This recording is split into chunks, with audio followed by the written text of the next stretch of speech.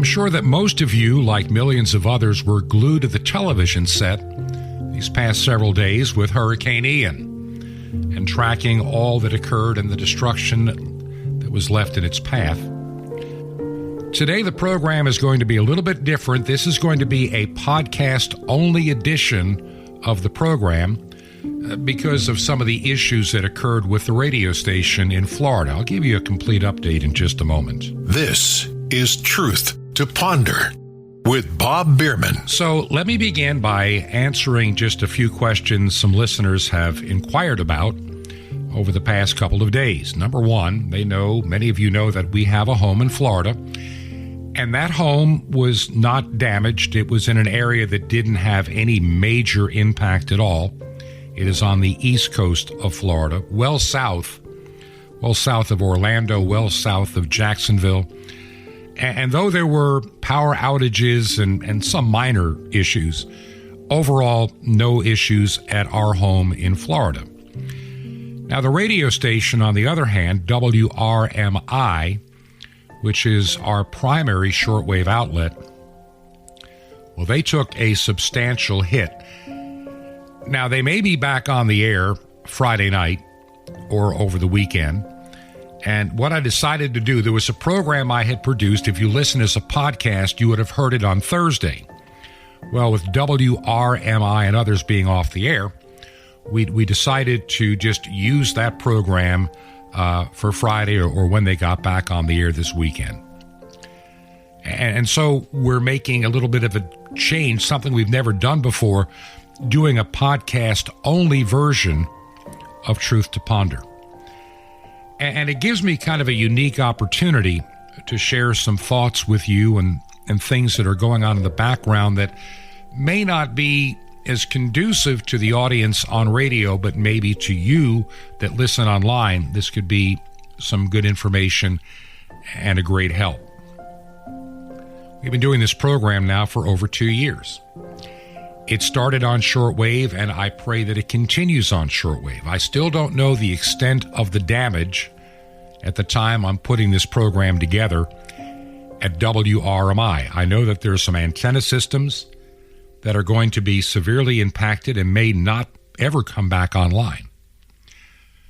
From what I know at this point, the frequencies and antenna systems that are used for this particular radio program did not sustain any major damage that I'm aware of.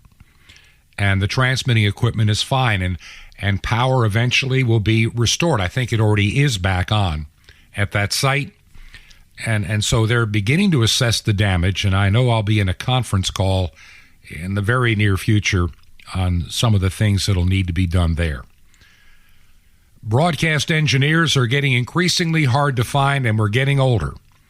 And I'm trying to be somewhat retired from that because I feel that God has called me to proclaim more of the good news of the gospel at this point in my life.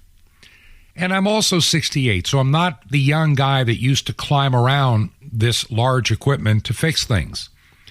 I don't climb towers, and I'm not that great in a muddy field trying to put up telephone poles. So I have to face a few realities. Now, I do have family on the west coast of Florida, and to watch the devastation in that part of the world has been heartbreaking. My relationship with Southwest Florida goes back literally 30 years ago when I was working for Toccoa Falls College and developing their radio ministries. An opportunity presented itself in the early 1990s to acquire a radio station in Fort Myers, Florida. So with that, I had to make frequent trips from my home in Georgia down to Southwest Florida to Fort Myers. And over the years that followed, I made many trips to Fort Myers. I used to stay often at a hotel in what is called North Fort Myers because, well, for the college, the price was right and all the needed amenities, if I'm staying a week or so, were there. It was only a 10-minute or so drive to the studios and maybe a 15-minute drive to the tower site, which was just on the south side of Fort Myers. So I got to know places like Cape Coral. I got to know places like Shell Point. I got to know all those communities all the way inland to Immokalee. And got to know the communities quite well. LaBelle is another community inland that we actually built a second radio facility.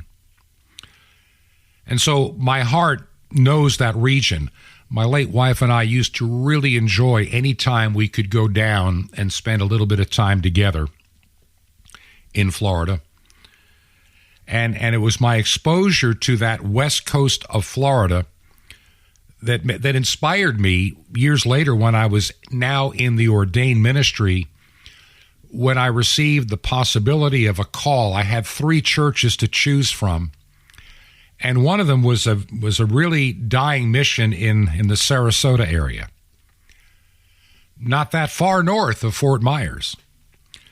And after a lot of prayerful consideration, we took that small mission. I had to work a second job just to make ends meet, and God was just gracious in providing that job, working for a radio group that had stations in Sarasota, in Bradenton, and even down into the Port Charlotte area of Florida. And when we moved there, we really got to know that entire region.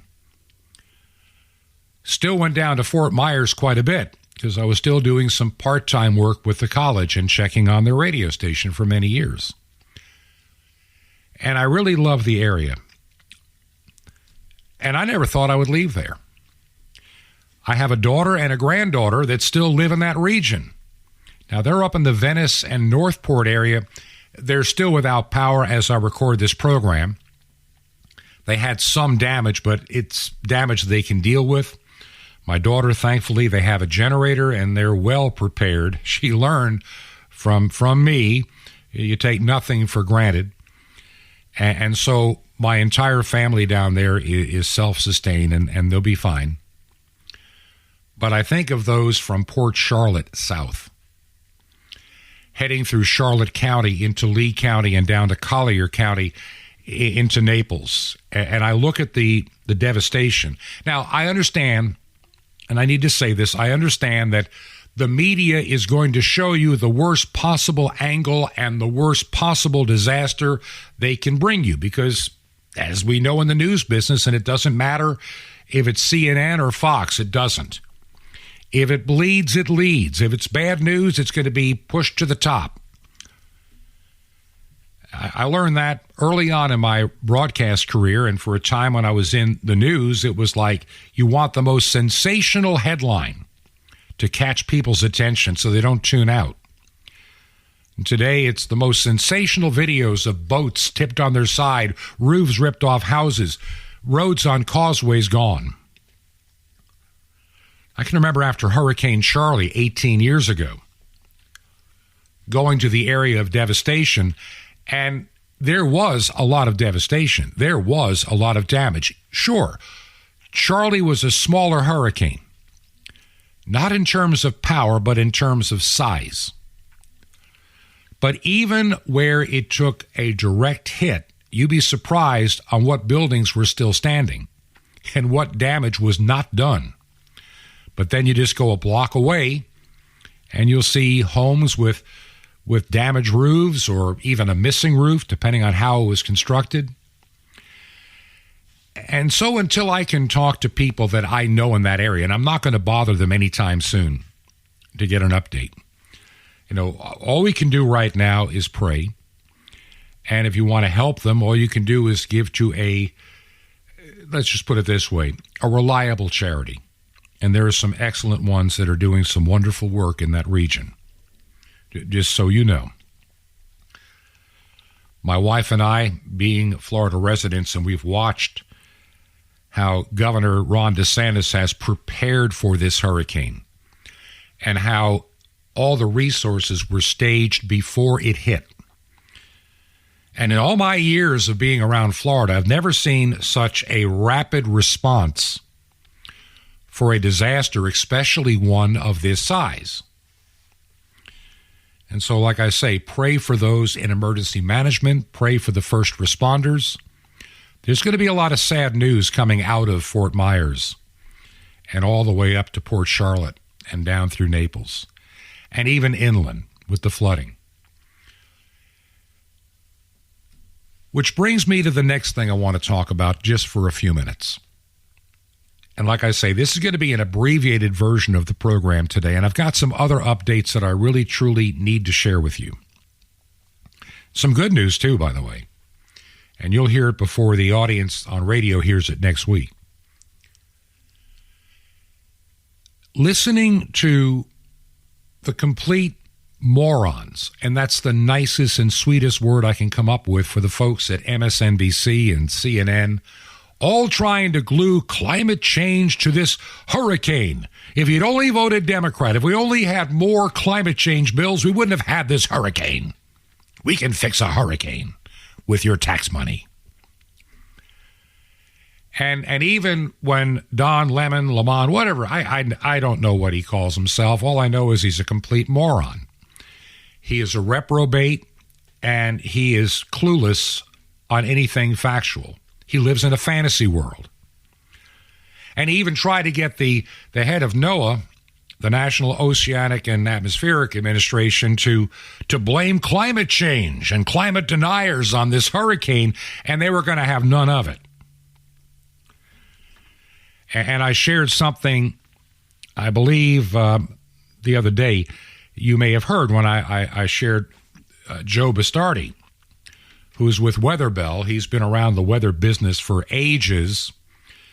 And, of course, the New York Times and the CNNs and the MSNBCs and all of that, all the garbage media, they call him a climate denier, a whack job, a weirdo. He's out in some other left field. He's not mainstream. Yet his weather predictions are the most accurate of anybody's over the last several years that I've been able to follow. And his common sense is why they hate him. They hate his guts because he is truthful, honest, and you cannot impugn what he is saying except if you just throw ad hominem attacks on the guy, call him a climate denier, call him this, call him that, call him whatever. The problem is he's telling the truth. And he points out an inconvenient fact that I mentioned the other day. As a matter of fact, let me go play this audio cut. It just lasts not even a minute. And it puts to rest some of the thinking about, is climate change causing bigger and badder hurricanes? Do we need to tax ourselves more and drive electric cars to stop hurricanes? This is pretty much what Joe Bastardi had to say. And everything he said is factually correct. Well, first of all, this will be the sixth major hurricane in 57 years to hit the Florida coast south of Tampa to Cape Canaveral line. So from both basins, the Gulf and the Atlantic, this is only the sixth in the last 57 years. The previous 50 years, 16 major hurricanes hit. Now, I don't care if you're left, right, or what kind of math you believe in. 16 in 50 years is far more frequent than 6 in the last 57 years. Take New England, for instance. 1 every 6.7 years from 1938 to 1991. A landfalling hurricane. Nothing since then. They simply make up stories, and they know that the general public is not a weather geek like me and has loved this stuff since he was 3, so they get away with it. And that is the key. They get away with it. And why do they get away with it? Because they don't put on the other side.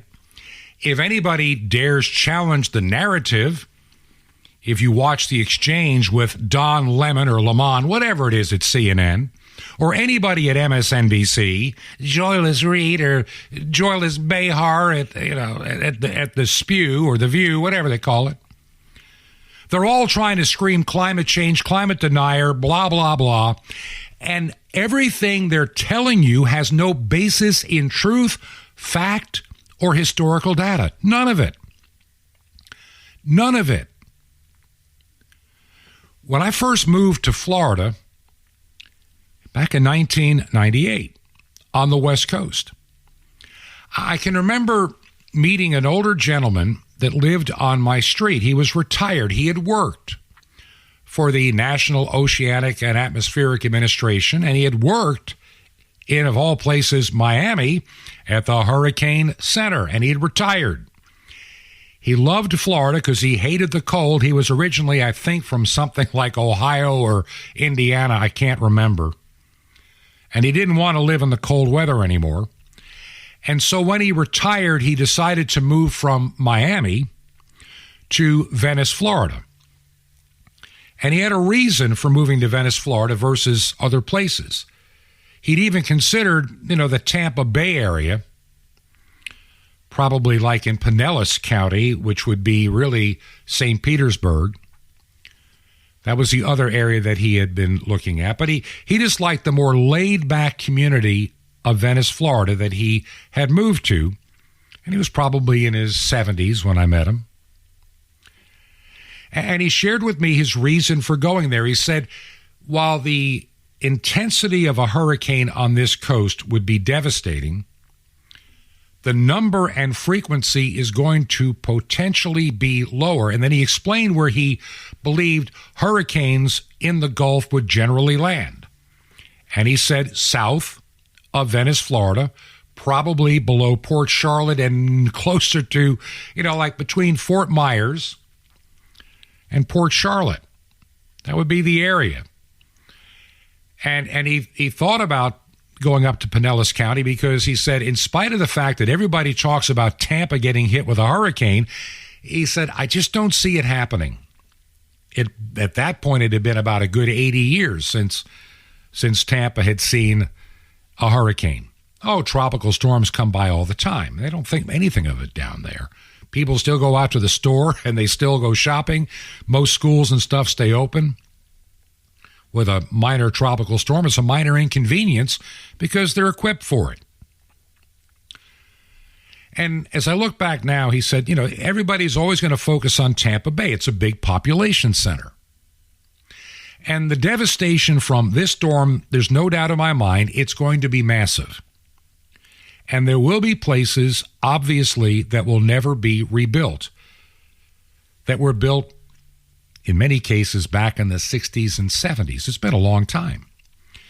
And there's one other inconvenient fact that the media is missing.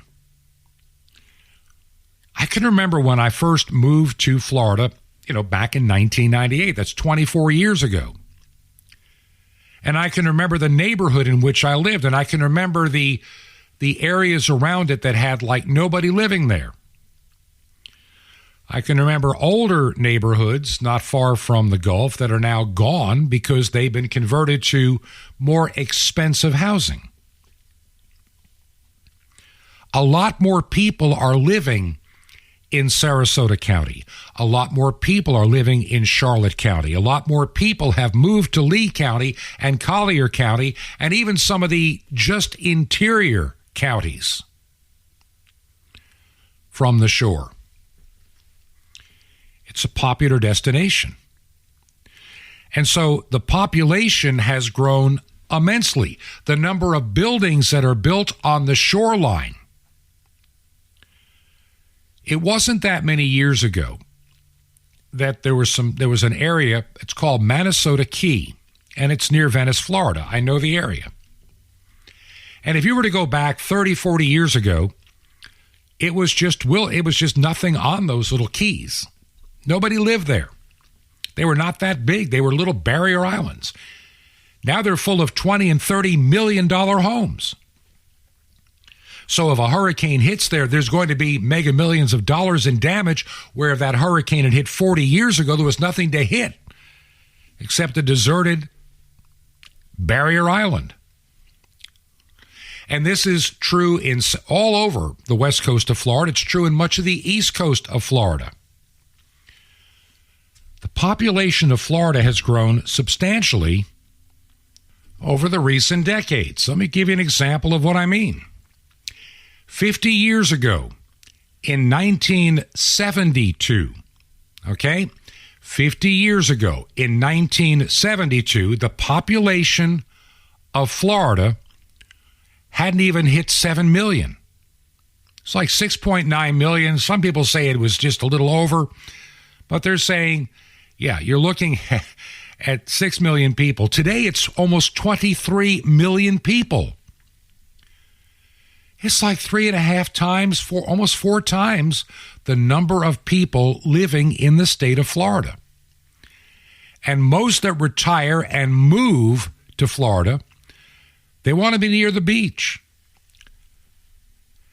The neighborhood where I purchased a home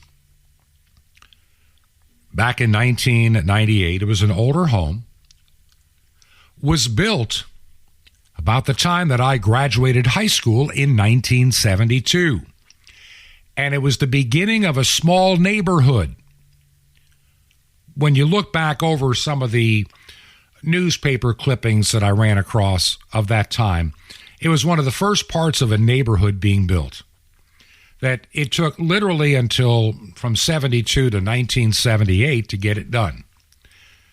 And so the first, couple of hundred homes became several thousand homes in a matter of years. When I first moved there was areas right around my neighborhood that had nothing out there but literally cattle. Literally cattle. They're now very large homes and estates with fountains and clubhouses and condominiums.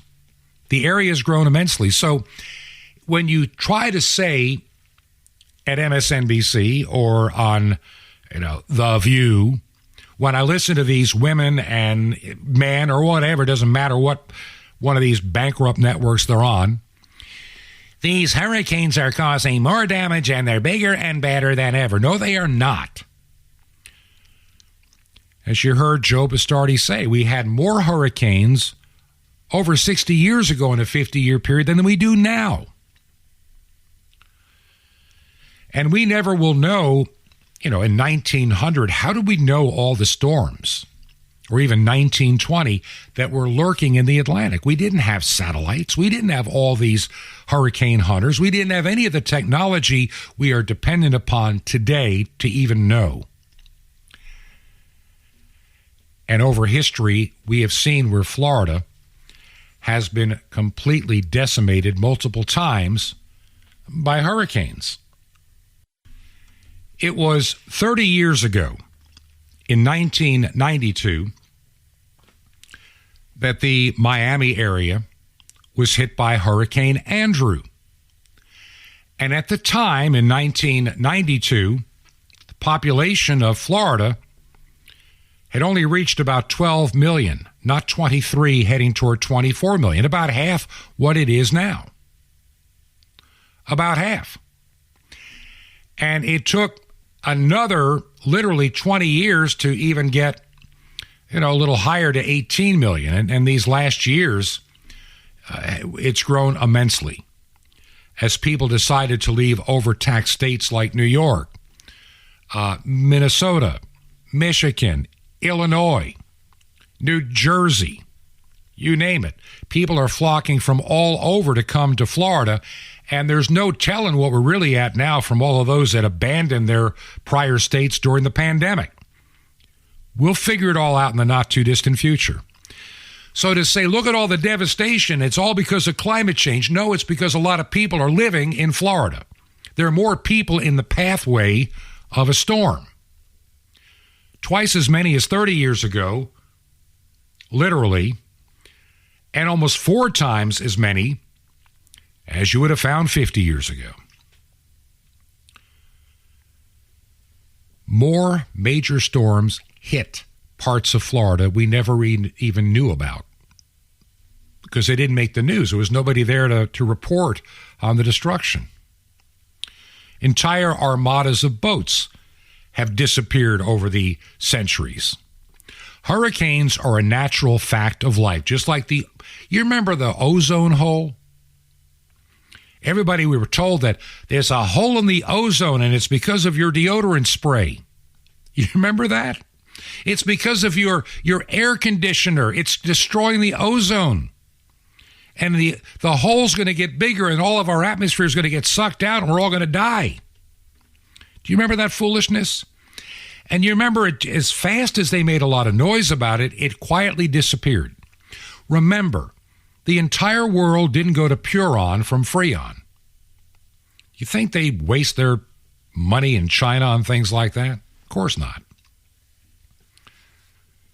Only in America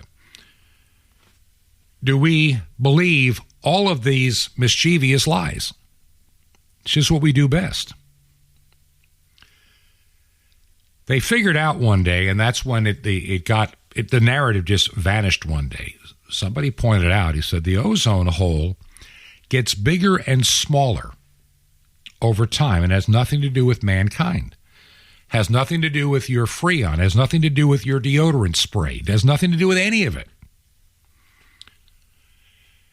It's almost like the pressure valve on a pressure cooker. When certain bad things gather at a certain point, they are expelled like waste into the darkness of space.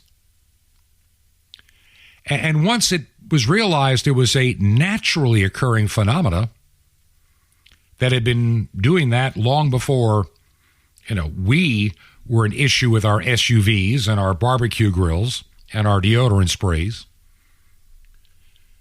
it kind of vanished because they couldn't sustain that particular lie.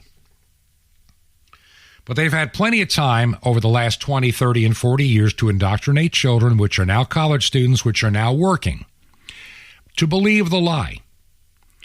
And they are so convinced of the lie, they no longer can even see the truth. And that's one of the reasons that I do this radio program today, just a podcast only, for you. By the way, I'm going to give you some good news here. I've been talking about my health issue returning, but as rapidly as it came on over a week and a half's time, it has rapidly disappeared again. And ironically, I've got some guests coming on next week that I think you're going to enjoy. One guy, it's medical, yeah, but I'm going to tell you something. This was an eye-opening experience, and you're going to hear more of him. It's nice to have a Christian doctor and his wife that are running a clinic, and they're not part of the big pharmaceutical corporations trying to make big money and have long-term clients. They are a wellness center, not a management center, and there's a huge difference in the medical field between management and making people healthy. And that's one program coming up in the not-too-distant future. And, well, Bob, I'm not really into health stuff. I want to hear more about, the New World Order. We'll talk about that stuff, but I think if you want to be around to be of any value to the kingdom of God, take better care of yourself. This guy's going to be a great help. And some of the advice he's been giving me, I think I'm going to take to heart as well. And, extend the time that I have, that God grants me to do his work. I feel better today than I have in over a year. And I really believe whatever this health issue I have is going to be we'll be surprised to find out how easy it is to maintain and how easy it is to make adjustments in the way you live to avoid such problems. God has just given me such peace about all of this. I don't worry about it. I just don't.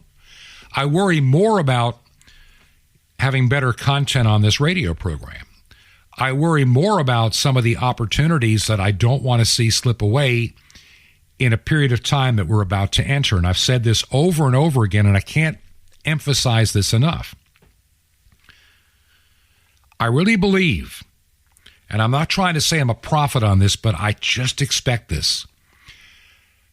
We're going to get a window, a gift from God to all of those that have been praying diligently,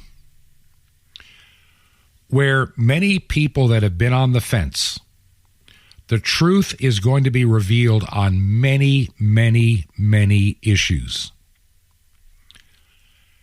Now, some will choose to believe the lie, And they've already been predisposed. They're predisposed to be delusional and believe the lie no matter how much truth stares them in the face. They can't see it. They'll be blinded. Many of you can see the truth. And you have friends that just don't, they're not sure. Yeah, you might be right, but what if they're right? They're on the fence.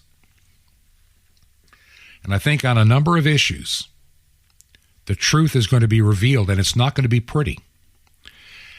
And for a window of time, people of faith are going to have an incredible opportunity to share the good news, and you're going to see a revival that the likes this nation has ever seen. Now, is that going to make everybody a Christian in this country? Absolutely not. Christianity is still going to be true Christianity is still going to be in the minority. One thing I can tell you, I know a lot of you that listen to this program have all your hopes tied up in the next 2 election cycles here in the United States.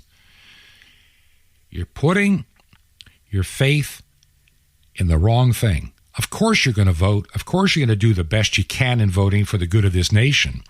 But don't put your trust in princes or the sons of men.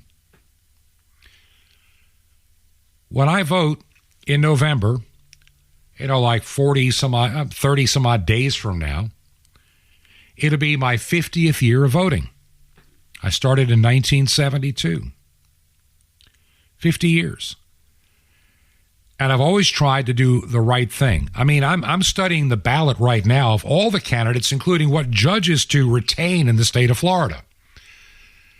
And looking at some of them and who appointed them, I don't want them retained. Or some of the people in the local elections in our community of Port St. Lucie, Florida. I'm looking at all the candidates that are there and all the issues. I don't just run into the voting booth or grab a ballot and try to figure it out on the fly. I'm taking the time to look over every issue carefully. And when it comes to the school board, no, I'm not giving you any more money. You get enough money as it is, and you do a dismal, pathetic, and poor job in St. Lucie County. I know 2 high school graduates that would have never gotten past the 5th grade, let alone graduate high school. Of course, they brag about their graduation rates. Oh, we're up there like 98%. No, you're pushing them through with social promotions. They're dumber than rocks. They have no common sense. They have no history. They have nothing. But they got that certificate. I graduated. Now let me go on to a college and I can become even more stupid and go deeply in debt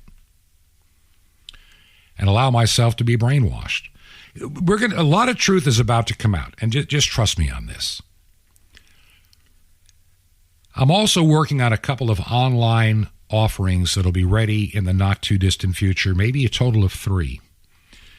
I'm working on it in the background. I got some websites to build. I'm working with clergy and helping to develop some churches. Here in Virginia, maybe another one in Florida, Georgia. Those are places, even the Carolinas, and well, of all places, even Michigan. A lot of things are happening. And I thank God that his hand of blessing is on me for my health. And I have a feeling that I'll be doing this for a while longer. There may be some changes because of what happened at WRMI. I don't know all the extent. We'll know more about it as we get through the weekend and into Monday.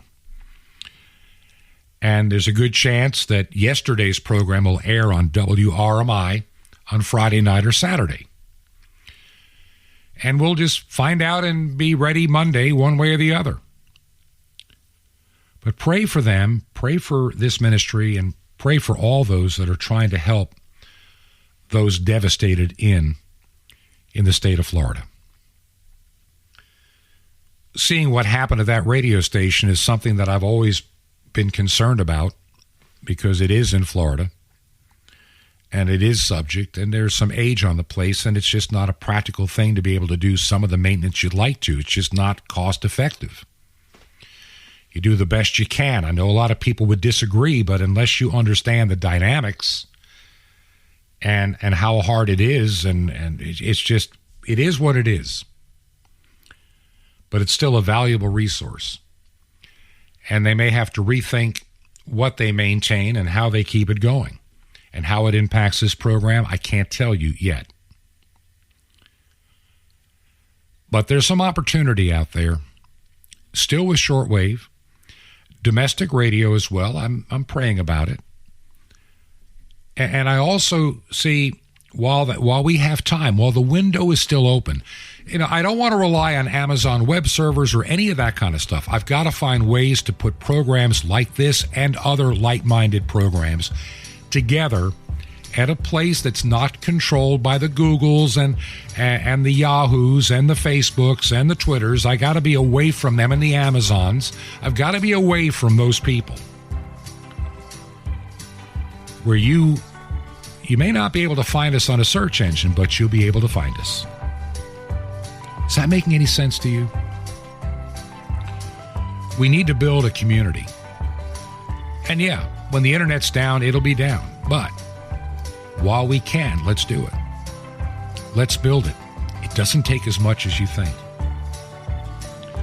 A little time, a little effort, and yeah, a little bit of funding doesn't hurt either. There is some equipment that is needed to make it happen.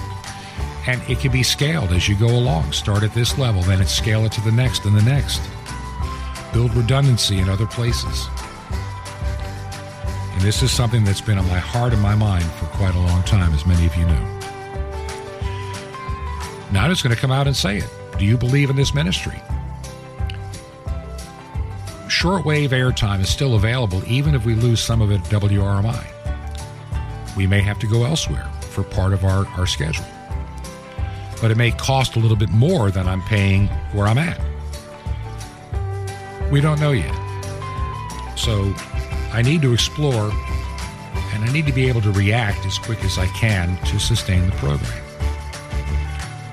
If you believe in our ministry, would you consider, maybe you've never supported us before, would you consider making a check payable to Ancient Word Radio?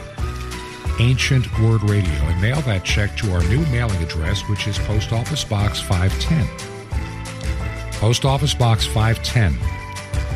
And we are in extreme southwest Virginia, a little town called Chilhowie, Chilhowie, Chilhowie, Virginia. And the zip code in Chilhowie, Virginia is 24319. I'll just give that address one more time. On a podcast, you can back this up and play it again, but real fast. P.O. Box 510, Chilhowie, Virginia, zip code 24319, and make the check payable to Ancient Word Radio. Now, God willing, we'll be back on Monday with a full episode, both as a podcast and we pray back on the radio as well. Until then, like I say, this is an abbreviated version today, and until then, may God richly bless you. This has been Truth to Ponder with Bob Bierman. To find out more, visit our website, truth2ponder.com. That's truth2ponder.com. Truth to Ponder, shining the light of truth in a darkening world.